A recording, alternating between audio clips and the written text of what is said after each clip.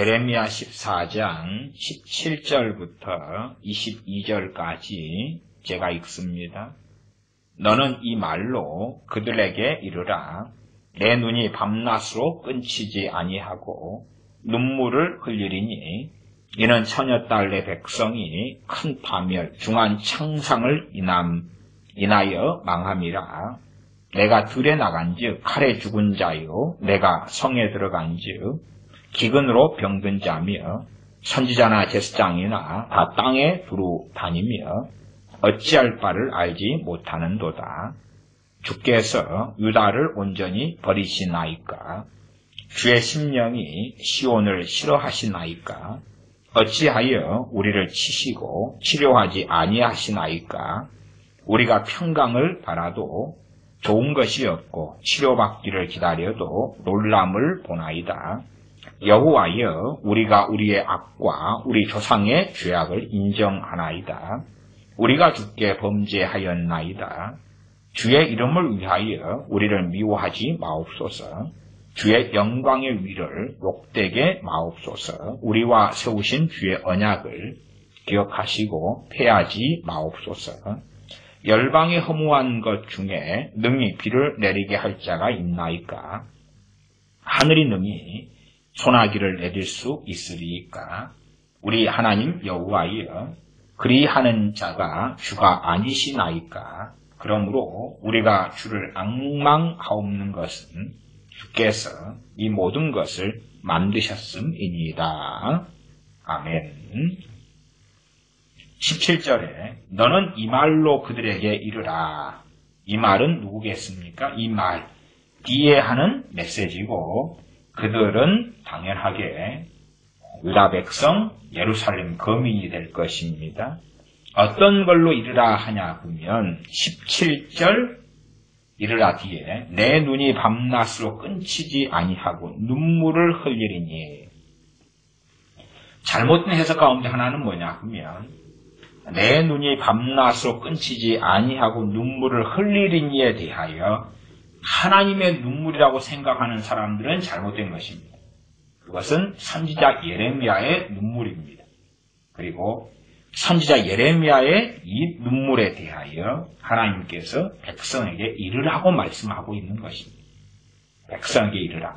그러지 하나님께서 마음이 연약하셔가지고 요즘에나 과거에나 상당히 유행했던 것 중에 하나도 예수님의 눈물, 하나님의 눈물, 이런 사람들이 굉장히 많은데 성경을 이런 데서 끌고 와서 장난질을 치면 정말 곤란합니다. 곤란해요.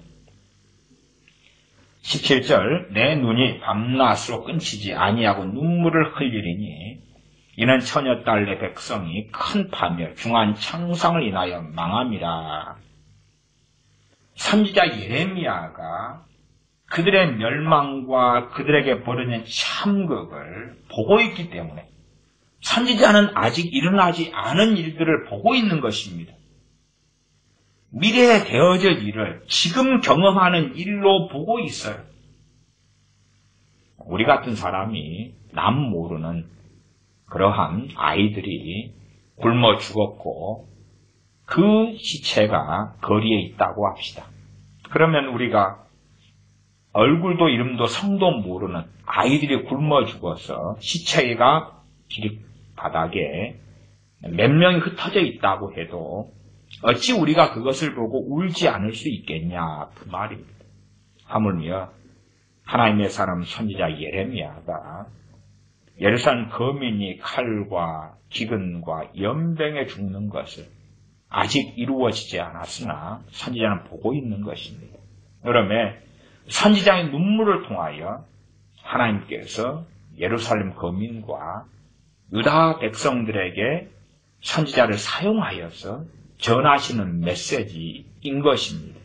하나님께서는 참으로 부지런히 이런저런 방법으로 최대한 그들을 설득할 수 있도록 깨우치려고 하나님은 수고하고 애를 쓰시는 것을 확인합니다. 그러하지 하나님께서 손가락만 튕기시고 말씀 한마디만 하시고 듣는 사람들은 다 영원히 변화되어 버렸다. 하나님의 산, 신의 산에서 하나님의 음성이 바라심에 듣는 사람들은 영원히 거룩하게 되어져 버렸다. 아니면 하늘에서 만나가 내렸는데 만나 그 한 톨이라도 한 개라도 먹은 사람은 영원히 변화되어 버렸다. 그런 소설을 쓰고 싶은 사람들이 많은 줄 아나 그것은 허황된 소설에 불과하다 하는 것입니다. 내 눈이 밤낮으로 끊치지 아니하고 눈물을 흘리리니 이는 처녀딸 내 백성이 큰 파멸 중한 창상을 인하여 망함이라. 처녀딸 내 백성. 물론 하나님께서도 이런 표현을 사용하십니다. 그래서 이 표현만 가지고 선지자인지 하나님인지 구분하기는 어려운 면이 있으나 그러나 하나님께서 밤낮으로 눈물이 끊치지 아니하고 눈물 흘린다는 표현으로 가면 하나님이실 수는 없는 것입니다. 하나님이실 수는 없어요. 하나님은 영이십니다. 영이시기 때문에 예배하는 자가 영과 진리로 예배해야 되는 것입니다. 하나님은 육이 아니십니다.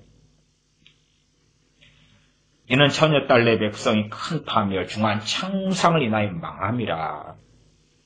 중한 창상 또한 큰 파멸로 백성이 망하는 것을 자기 백성이 망하는 것을 선지자는 보고 있기 때문에 그 선지자의 애가를 선지자의 눈물을 선지자의 탄식을 또한 절망을 백성들에게 전하라고 하는 것입니다. 왜 예레미야 선지자는 끊임없이 우는가? 왜 저렇게 탄식하며 가슴을 치는가? 마치 자신의 부모 형제가 죽은 것처럼 또한 심지어는 매일 부모가 죽는 사람처럼 자기의 가족이 죽어도 그 슬픔이 영구히 오래가지 않지요. 얼마 시간이 지나면 그러면 잊혀져 간다고 막 추억이 되고 잊혀져 가는 것입니다. 제 어릴 때 선친이 돌아가셨는데 문득문득 떠오르지만 울고 슬퍼하다가 몇 해가 더 지나가니까 잊혀지는 것입니다. 그런 것처럼 가족이 돌아가셔도 그 슬픔은 좀 더 길게 가나 시간이 약이라고 지나가면 잊혀지고 상처는 치유됩니다. 그러나 예레미야 선지자를 한다면 하나님께서 이스라엘과 예루살렘에 대한 심판과 칼과 기근과 연병으로 죽는 사람들을 계속하여 보여주시는 것입니다. 좀 넓게 이야기하면 40년 동안 그는 울고 있다 그 말입니다. 40년 동안 그것을 오늘 벌어지는 일로 보면서 울고 있고 탄식하고 있다 그 말입니다. 그것이 예레미야 선지자의 눈물이며 눈물의 선지자라고 말하는 것입니다. 눈물의 선지자라는 것이 예루살렘을 위하여 눈물을 흘리며 울기 때문이 아니고 그들의 당할 비극을 보면서 울기 때문입니다. 탄식하기 때문이고 그래서 끊임없이 그 백성들에게 하나님의 말씀을 부지런히 증거하고 전합니다. 그렇게 살아가고 있는 것입니다. 그러나 선지자는 알지요. 이 강팍하고 완악한 백성이 돌아서지 않는다는 것입니다. 심지어는 선지자를 죽이려 하고 그리고 악을 모의한다는 것을 심지어 하나님의 말씀을 증거했을 때에 예레미야 14장의 말씀처럼 하나님의 말씀을 기근이 있다고 증거해도 선지자들은 기근이 아니라 칼도 없을 것이고 기근도 없을 것이고 오히려 너희에게 확실한 평강을 주시리라. 그렇게 예언하고 있다는 것입니다. 그것을 백성은 듣고 아멘하고 따라가고 있습니다. 18절입니다. 내가 들에 나간지 칼에 죽은 자요 내가 성에 들어간지 기근으로 병든 자며 선지자 예레미야 선지자가 어느 때에 벌어질 일에 대하여 미리 하나님의 말씀으로 증거하는 것입니다. 그러니까 선지자가 자기 말같이 증거하고 있는 것이고 그것을 하나님은 전하라 하는 것입니다. 내가 들에 나간지 칼에 죽은 자가 거기에 가득하고 내가 성에 들어간지 기근으로 병든 자. 기근으로 병든 자. 기근으로 병든 자라 그러면 아직은 진행형인 거지요.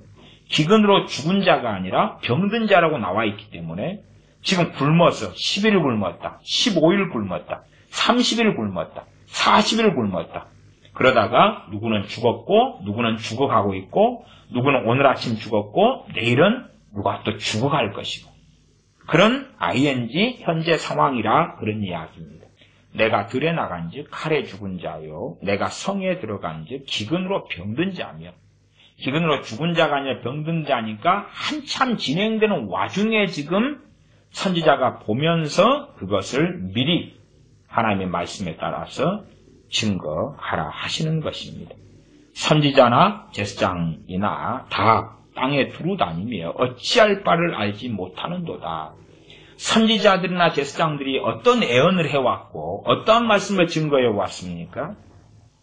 14장 13절부터에서는 거짓 계시, 복술, 허탄한 것, 자기 마음의 속임으로 증거하는 선지자들이었습니다. 칼도 임하지 않는다. 기근도 임하지 않는다. 더 확실한 평강을 주실 것이다. 예언했던 선지자들이고 제사장들도 거의 동일하다. 그렇게 이해하시면 좋겠습니다.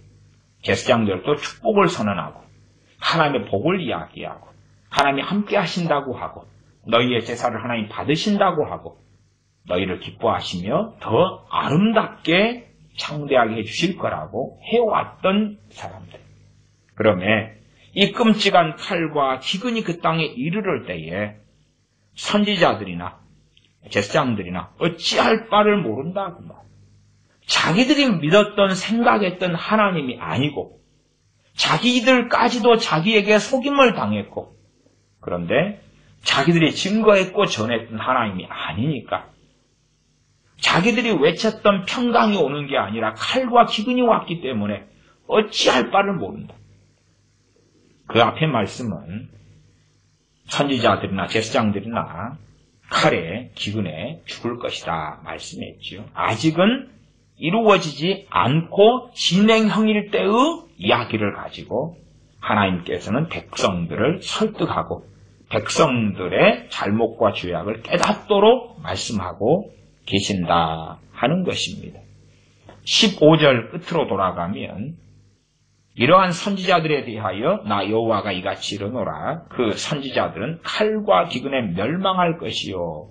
이게 멸망해 버린 다음에 선지자들의 시체가 널려 있고 제사장들의 시체가 널려 있다. 이러한 끝에 끝난 이야기가 아니라 아직 칼과 기근이 있는데 거기에 제사장들이 아직 안 죽었고 선지자들도 아직 안 죽었고 오히려 칼에 죽은 사람들을 보고 있고 기근에 죽어가는 사람들을 보고 있고 그래서 이 땅을 다니면서 어찌할 바를 모르는 그러한 상황을 가지고 하나님께서 너는 이 말로 그들에게 이르라 하면서 되어지는 과정에 대한 것을 증거하고 있습니다.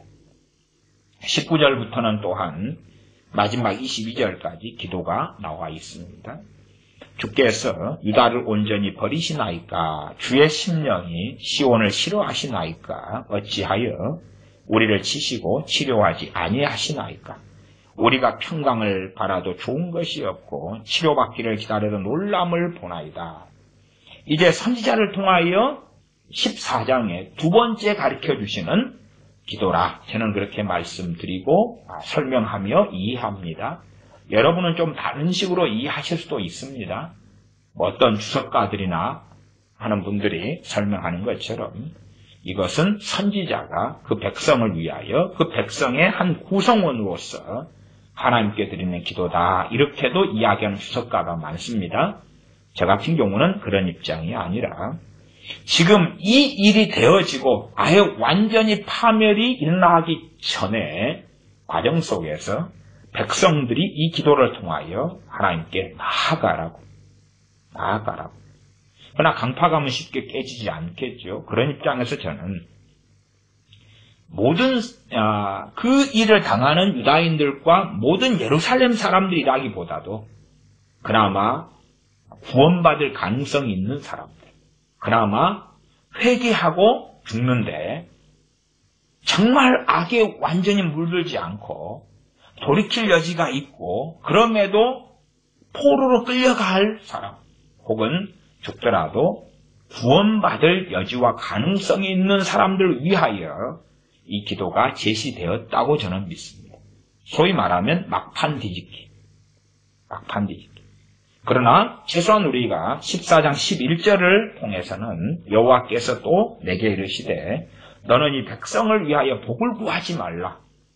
그 말씀과 해석이 배치되면 안 되겠지요. 선지자는 전반적으로 이 백성, 그냥 하나님을 경외하는 몇몇 사람이 아니라 전반적인 사람들이 심판받더라도 구원받기를, 천국에 가기를 원했으나 그것을 하나님은 구하지 말라. 그렇게 했다고 제가 설명드렸습니다. 악인들은 그 악을 버리고서야지, 악인은 악에서 돌이키고 악을 버리고 회개할 때만이 구원의 가능성이 존재하는 것입니다. 단지 죽어가면서 악을 행하고 그러다가 하나님의 심판받아 죽어가면서 하나님 나를 구원하소서 하고 죽는다 해서 구원받는 게 아닙니다. 요즘식으로 하면 온갖 악을 행하면서 죽기 직전에 예수님 나 믿습니다 하고 죽는다고 천국 가는 거 아니다 그 말이에요. 심지어는 만인 구원론처럼 예수님 안 믿어도 하나님의 심판받아 죽어도 다 천국에 가도록 해주십시오. 그런 기도를 선지자는 하지 않았을 거라고 믿고 그런 기도를 하는 사람이 있다면 참으로 완악한 사람이다. 그렇게 말할 수밖에 없겠습니다. 이 심판의 와중에 당연하게 백성들 전체가 모여서 회개할 수는 없습니다. 누구는 칼에 죽었고 누구는 기근에 죽어가고 있고 선지자들과 제사장들은 어찌할 줄을 모르는 상황 속에서 곧 죽을 사람이나 혹은 포로로 잡혀갈 사람 가운데 준비된 사람, 그나마 하나님 앞에서 하나님의 긍휼을 입을 사람들, 저는 그런 사람들을 위하여 이 공동체 기도, 이 기도가 제시되었다라고 믿습니다. 그렇기 때문에 19절에 다시 읽으면 주께서 유다를 온전히 버리시나이까? 주의 심령이 시온을 싫어하시나이까? 온전히 버리시나이까? 할 때 온전히, 전부 다, 모두 그러니까 그 가운데 하나님을 찾는 소수의 사람들에 대한 이야기를 담고 있다고 저는 봅니다. 주의 심령이 시온을 싫어하시나이까? 어찌하여 우리를 치시고 치료하지 아니하시나이까? 치료하실 날은 언제입니까? 회복하실 날은 언제입니까? 하나님 우리를 치시기만 하시고 치료하지 아니하십니다. 하나님 앞에 서 있는 소수의 사람들의 힘으로는 예루살렘을 되돌이킬 수가 없고 유다를 어떻게 할 수 없다. 그 말입니다. 예레미야 선지자 같은 하나님의 사람이 소수는 있었을 것입니다. 그러나 그들만으로는 돌이킬 수 없다는 것이죠. 항상 어느 나라에 악이 횡행할 때에 그 악의 중심지는 무엇이라고 해도 그 나라의 수도였습니다. 항상 그런 것이 우리가 기억해야 될 일 중에 하나겠습니다. 어느 시골, 변두리 혹은 산골짜기에 사는 몇 명이 가장 악하였다. 그런 것보다도 그런 사람들은 나름 순박하죠. 소돔과 고무라 성처럼 도시국가, 그리고 모여서 잘 먹고 잘 사는 성, 안전이 보장되고 치안이 보장되고 잘 사는 곳. 또 우리가 여리고성의 진멸의 하나님의 명령을 가나안 땅에 들어가는 이스라엘이 받습니다. 여리고성 얼마나 광대하고 웅장하고 큰 성이냐 그 말이에요. 그러나 그 성에 사는 사람들 다 진멸하고 멸망시켜요. 요나 선지자를 통하여 니느웨 성, 당시 아수르의 수도인 니느웨 성에 대한 하나님의 진노와 심판의 말씀이 선고됩니다.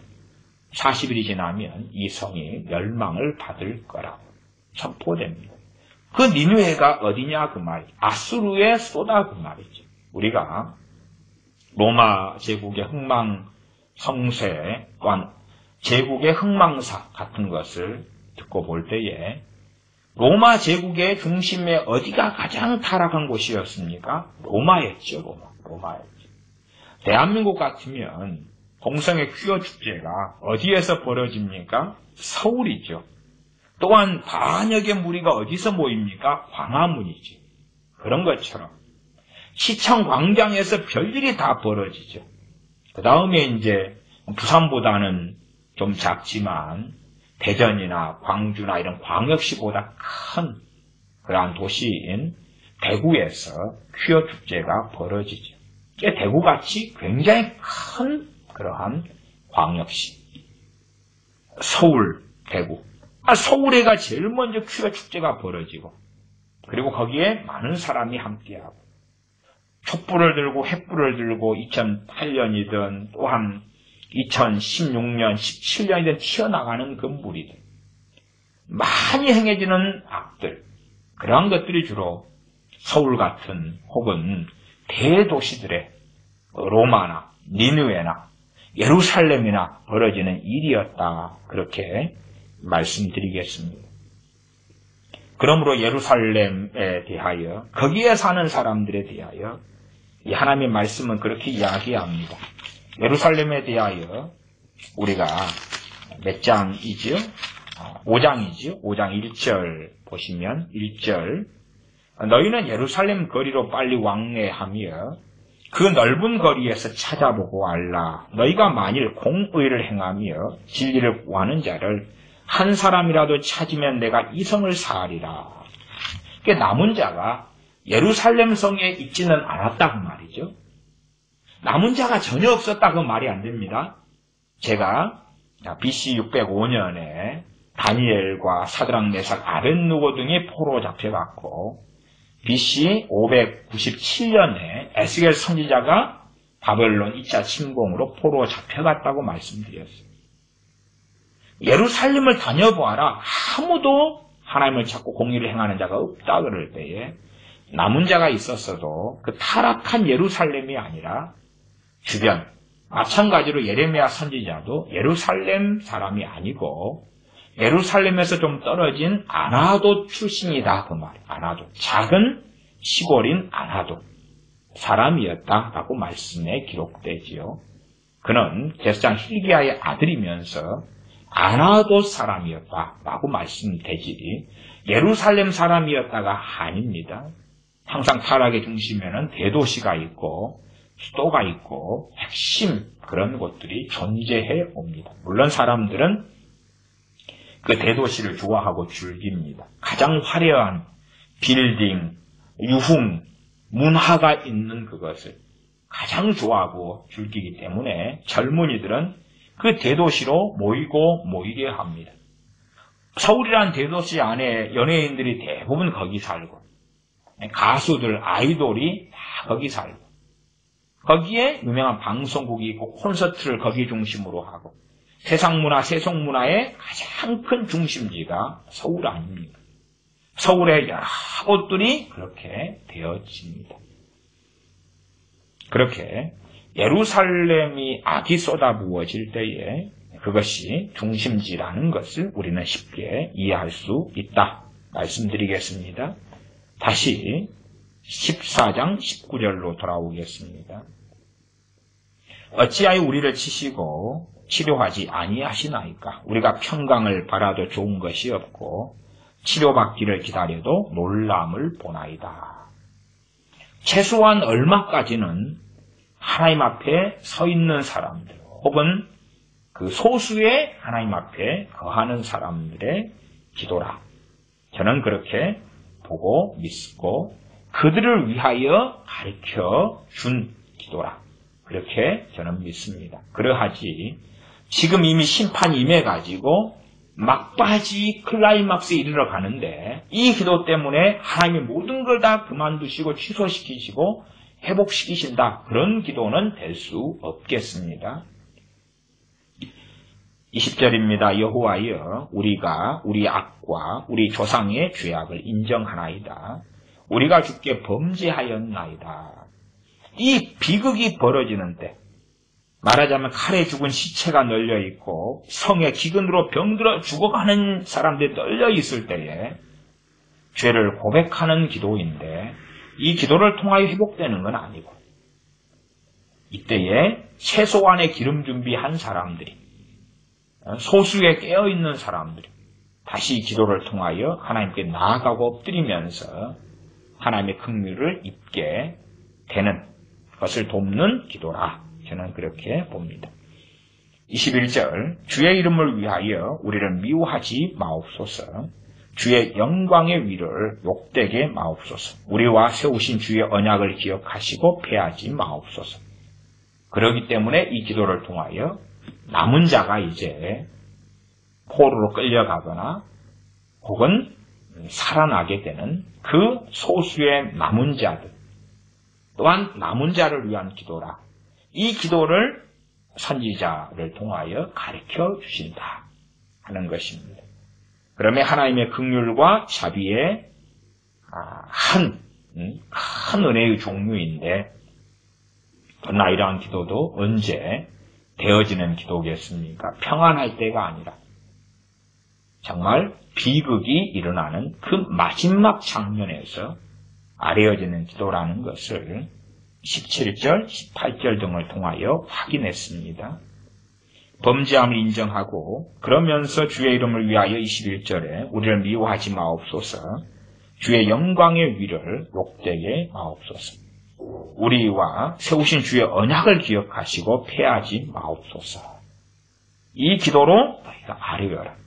이 기도로 정말 하나님을 찾는 사람들은 그 누구라도 이제는 이 심판이 진행되고 이 심판을 통하여 칼에 죽고 기근에 죽어가고 이 참담한 지경에서 하나님을 찾는 사람들은 이 기도로 하나님께 나아가고 아뢰어라 라고 전해지는 것입니다.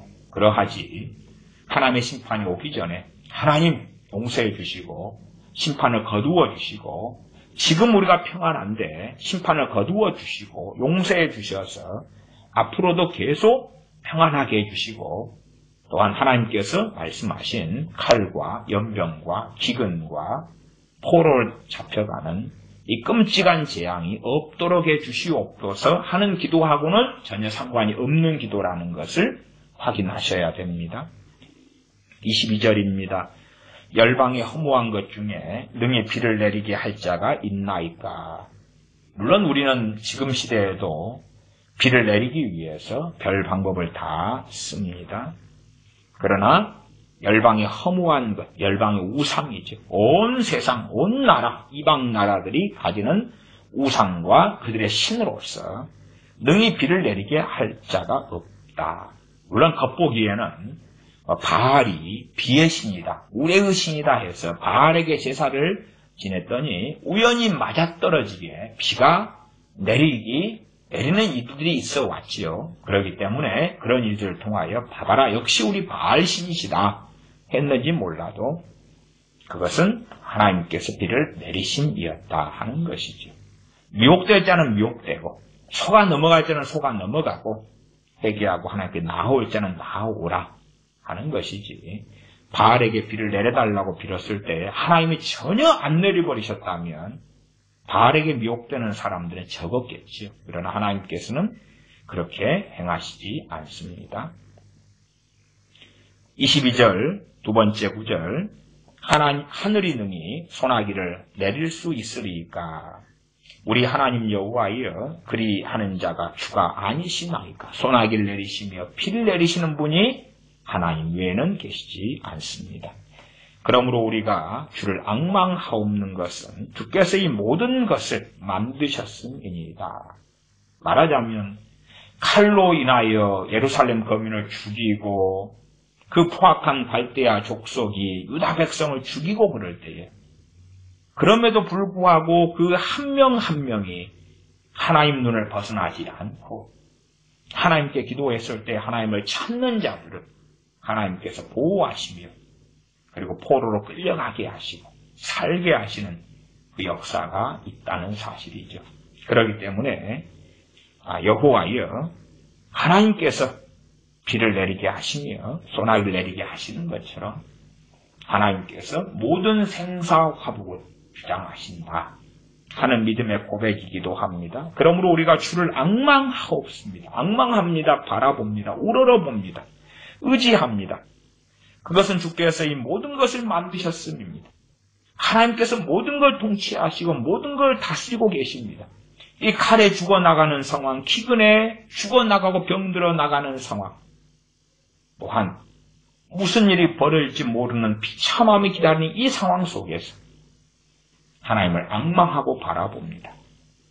그리고 이 기도를 했던 이러한 기도의 진정성 있는 하나님을 찾고 의지했던 소수의 남은 자들은 이 기도를 통하여 하나님께서 그들의 인생과 삶을 인도해 주시는 것을 경험하며 보호해 주시는 것을 경험했을 거라 저는 그렇게 믿습니다. 심지어는 그리 아니하실지라도 사드락 메삭 아벳느고가 고백했던 것처럼 우리를 저 풀무불 속에 하나님께서 보호해 주시지 않으신다 할지라도 우리는 하나님을 배반하지 않겠습니다.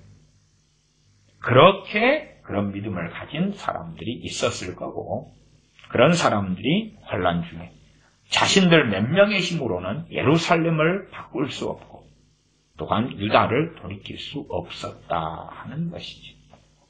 그래서 그런 의미에서 15장 1절까지 좀 더 보고 말씀을 마무리하겠습니다. 15장 1절입니다.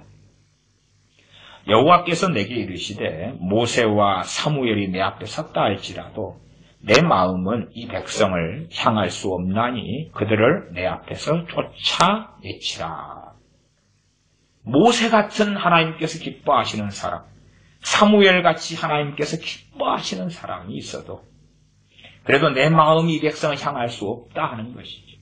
예레미야 선지자가 이 예루살렘 백성을 위하여 통곡하고 끊임없이 울어도 또한 남은 자 얼마, 하나님께 향하는 남은 자입니다. 그냥 살아서 포로로 끌려가는 남은 자의 개념 이전에 제가 지금 설명드린 남은 자는 바알에게 무릎 꿇지 않은 남은 자, 하나님께 일편단심을 가지는 남은 자, 나아가 선지자 예레미야를 통하여 하나님께 하신 말씀을 듣고 돌이키는 남은 자. 그러나 그런 사람들은 소수였다는 사실이에요. 그래서 예루살렘에 있는 재앙, 하나님께서 유다에 대한 진멸과 진노에 대하여 모세가 하나님께 기도하고 사무엘 선지자가 하나님 앞에 섰다, 내 앞에 섰다 15장 1절은 기도한다 그 말이에요. 그래도 하나님께서는 마음을 돌이키지 않는다 그 말이에요. 그래서 민족적 국가적인 범죄와 죄악은 민족적 국가적으로 해결해야 되는 것이고 그리고 몇몇 의로운 개인들이 해결할 수 없다 그 말이에요. 그것은 이제 그들과 하나님과의 관계에서 국가적인 재앙과 심판이 왔을 때는 각 개인들은 하나님 앞에 깨어서 하나님과 1대1의 그러한 올바른 관계 속에서 살아가는 것만이 답일 수밖에 없습니다. 그러면 국가적인 하나님의 심판이 임할 때는 국가적으로 전반적인 돌이킴이 필요하고 그러나 예루살렘과 유다같이 하나님의 백성이라 할지라도 사실은 그러한 일은 없었다는 것이 슬픈 일이 되겠습니다. 기도하겠습니다. 아버지 하나님, 하나님께서 보내신 기근과 칼이 예루살렘에 임하였고 유다에 임하였습니다.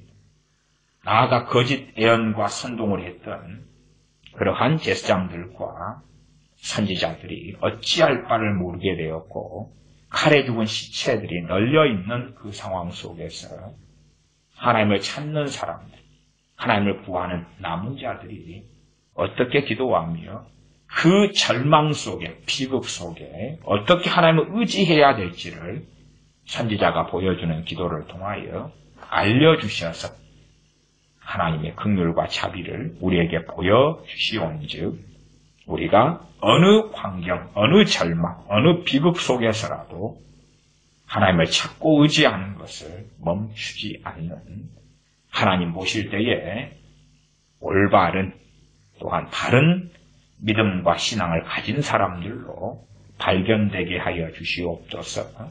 우리 주 예수님의 이름으로 기도하옵나이다. 아멘.